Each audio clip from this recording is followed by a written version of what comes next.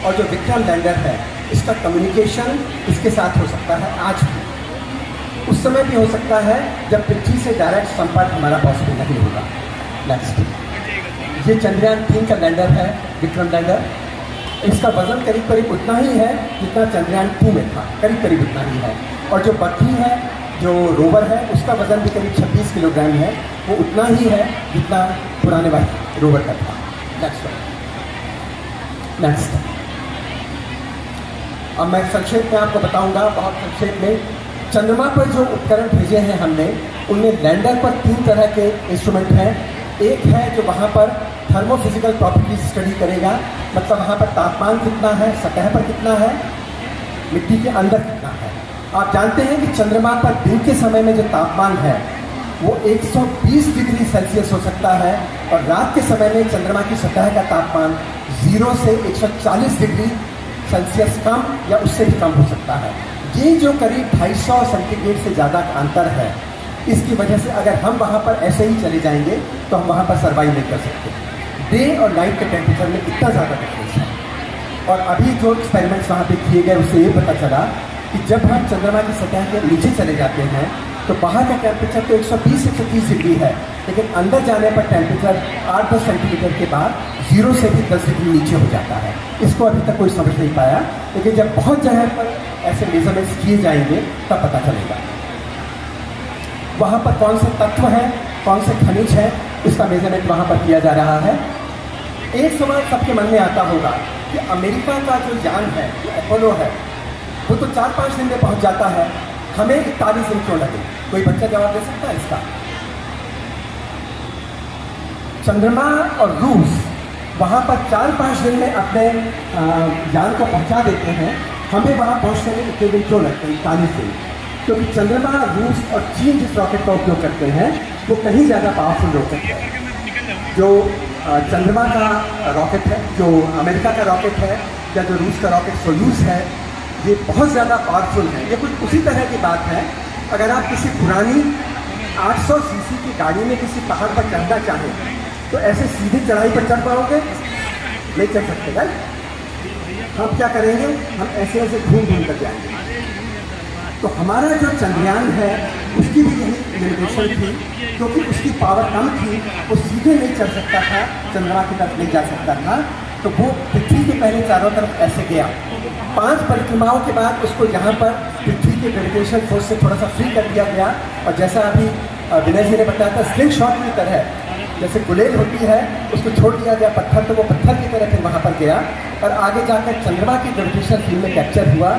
चंद्रमा के भी उसने फिर 4-5 चक्कर लगाए और उसके बाद वो वहाँ पर धीरे धीरे करके चंद्रमा के ऊपर जाकर उतरा। तो हम 800 सीसी की गाड़ी से हम पहाड़ पर चढ़ गए, और उन्होंने 2500 सीसी की गाड़ी यूज़ की थी अमेरिका ने और रूस ने, इसलिए वो वहाँ पर जल्दी और सीधे पहुँच सके। हमारा खर्चा केवल 6 अरब 15 करोड़ रुपया हुआ, और अमेरिका का खर्चा हुआ 54 अरब रुपये।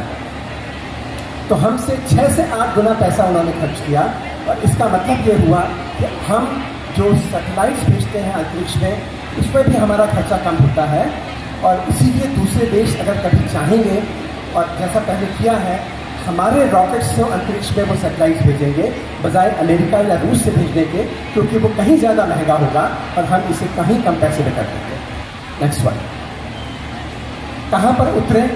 जैसे मैंने बताया, वहाँ पत्थर नहीं होने चाहिए, गड्ढे नहीं होने चाहिए। नेक्स्ट वन, तो हम जहाँ पर उतरना चाहते थे उससे बहुत थोड़ी सी दूरी पर हम उतर पाए, और हमें बहुत ज़्यादा भटकना नहीं पड़ा, और बहुत अच्छी तरह से वहाँ पर उतरा।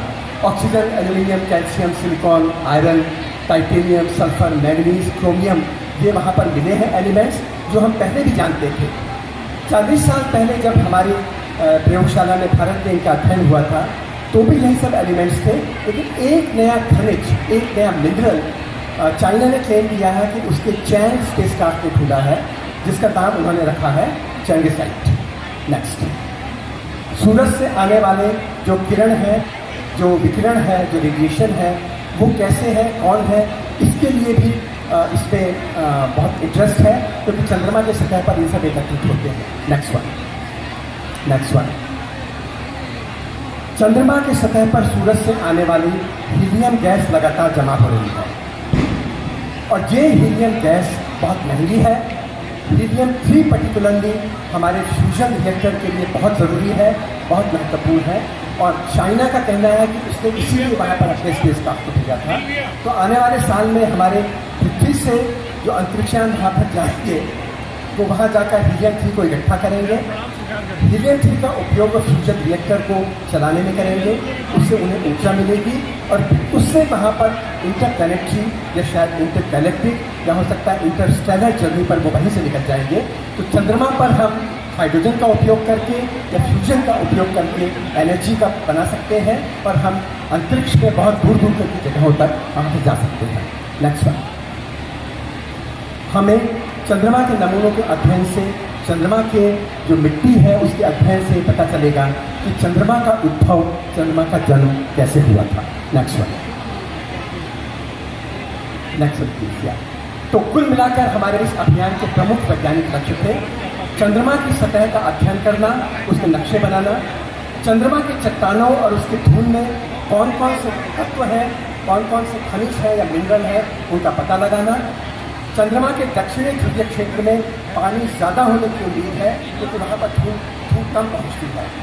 वहाँ के कुछ क्रेटर्स और कुछ क्रैक्स से दरारें ऐसी हैं जिनके अंदर सूरज का प्रकाश कभी नहीं पहुँचा, अरबों साल से नहीं पहुँचा। उसके अंदर जो मटेरियल है वो अरबों साल पुराना मटेरियल है, उसका हम अध्ययन कर सकते हैं और आज भी वहाँ पर पानी जमा हुआ होगा। सूरज से आने वाली जो किरणें हैं वो किरणें वहाँ पर इकट्ठा हो रही है, हम उसका अध्ययन करेंगे। वहाँ पर जो अंतरिक्ष से आने वाली उल्काएँ हैं उनके बने हुए जो क्रेटर्स हैं हम उनका अध्ययन करेंगे और चंद्रमा को अन्य ग्रहों के लिए स्टेशन बनाया सकता है। और चंद्रमा पर जिन्हें हम चंद्रकंप कह सकते हैं, मून क्विक्स, जैसे पृथ्वी पर अर्थक्वेक्स आते हैं, चंद्रमा पर भी झटके आते हैं, तो कितने आते हैं, कितनी इंटेंसिटी के आते हैं, इनका मेजरमेंट भी वहाँ पर सिस्मोलॉजिकल इक्विपमेंट से किया जा रहा है। नेक्स्ट अपना जोड़ लीजिए। Next please.